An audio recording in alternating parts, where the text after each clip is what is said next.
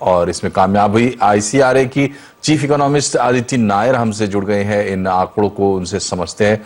अदिति, इधर बाजार के लोग तो कम अनुमान लगाकर बैठे थे, एक सरप्राइज लग रहा है, क्या आप लोग भी सरप्राइज है? जी बिल्कुल।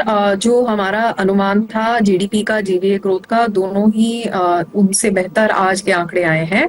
और देखिए, कभी कभी क्या होता है कि Q4 के डेटा में जो पहले के क्वार्टर्स हैं उनका साथ में रिवीजन भी आता है, तो थोड़ा ट्रेजेक्टरी चेंज भी हो जाती है। जैसे आज हमने देखा कि एग्रीकल्चरल ग्रोथ जो है Q3 की भी ओवर रिवाइज हुई है और Q4 की भी हमारे अनुमान से बेहतर आई है।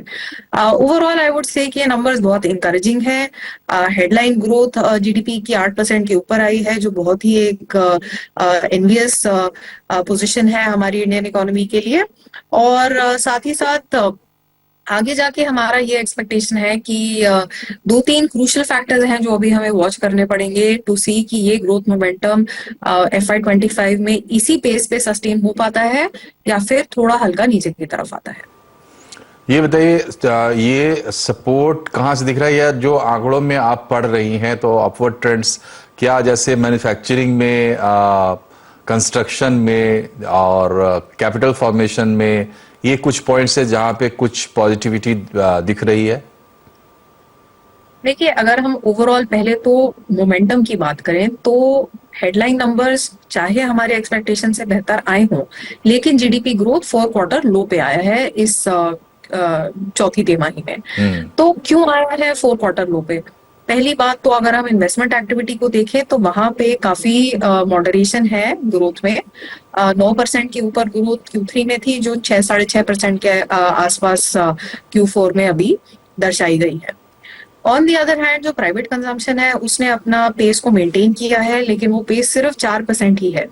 तो ये एक हमको थोड़ा और जो हम डेमोग्राफिक डिविडेंड एक्सेट्रा की बात करते हैं तो सिर्फ 4% पर्सनल कंजम्पशन एक्सपेंडिचर की ग्रोथ थोड़ी अंडरवेलमिंग लगती है ब्रॉडर ट्रेंड्स को देखते हुए। और यहाँ पे मेरे हिसाब से अभी भी जो अर्बन वर्सेस रूरल डिमांड की हम इतने समय से बात करते आए हैं वो अभी भी रेलेवेंट है। अर्बन डिमांड हेल्दी है लेकिन अनइवन है। रूरल डिमांड में रिकवरी शायद अभी सिर्फ शुरू ही हुई है। और अगर मॉनसून अच्छा रहता है, सिर्फ वॉल्यूम ही नहीं लेकिन डिस्पर्जन और डिस्ट्रीब्यूशन बहुत इंपॉर्टेंट रहेंगे खरीफ क्रॉप के लिए। अगर कोई नेगेटिव सरप्राइजेस नहीं आते तो शायद रूरल डिमांड सेकेंड हाफ में पिकअप कर जानी चाहिए। तीसरा जो बड़ा फैक्टर जीडीपी के लिए होता है वो है आपका गवर्नमेंट का फाइनल कंजम्पशन एक्सपेंडिचर, जिसने FY24 में क्वार्टरली बेसिस पे बहुत ही ज्यादा अनइवन पैटर्न दिखाया है।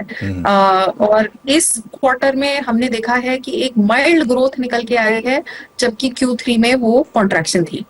तो इन्वेस्टमेंट एक्टिविटी की ग्रोथ में स्लो डाउन है, प्राइवेट कंजम्पशन ने अपने पेस को मेंटेन किया है, लेकिन सारे बाकी जो इंडिकेशंस है वो हमें यही कहते हैं कि कंजम्पशन एक्सपेंडिचर बहुत ही अनइवन है। और गवर्नमेंट एक्सपेंडिचर में एटलीस्ट कॉन्ट्रैक्शन नहीं रही, इस बार एक मार्जिनल सी ग्रोथ सामने आई है। जी, तो आपके हिसाब से गोइंग फॉरवर्ड जो देखने वाली चीज होगी वो प्राइवेट कंजम्पशन होगी? प्राइवेट कंजम्पशन और इन्वेस्टमेंट एक्टिविटी दोनों इस तिमाही में शायद इलेक्शंस की वजह से गवर्नमेंट की कैपेक्स स्पेंडिंग थोड़ी सी धीमी हो। बजट अगर जुलाई में प्रेजेंट हो जाता है, साथ ही साथ मॉनसून चल रहा होगा, तो गवर्नमेंट के कैपिटल एक्सपेंडिचर में हम एक बिग जंप H2 में एक्सपेक्ट कर रहे हैं। और जो मॉनसून है उसकी तो ऑलरेडी मैंने बात करी, वहां से जो पॉजिटिविटी है वो भी हमें लगता है H2 में आएगी। मतलब डिमांड पे इम्पैक्ट आएगा वो H2 में आएगा। तो हमारा यही एक्सपेक्टेशन है कि इस साल में फर्स्ट हाफ की ग्रोथ भले थोड़ी सी सबड्यूड दिखे, सेकेंड हाफ में एक बैक एंडेड पिकअप जरूर होगा। बहुत बहुत शुक्रिया आपका अतिथि हमसे जुड़ने के लिए। बढ़ते हैं आगे, बात करते हैं बाजार की।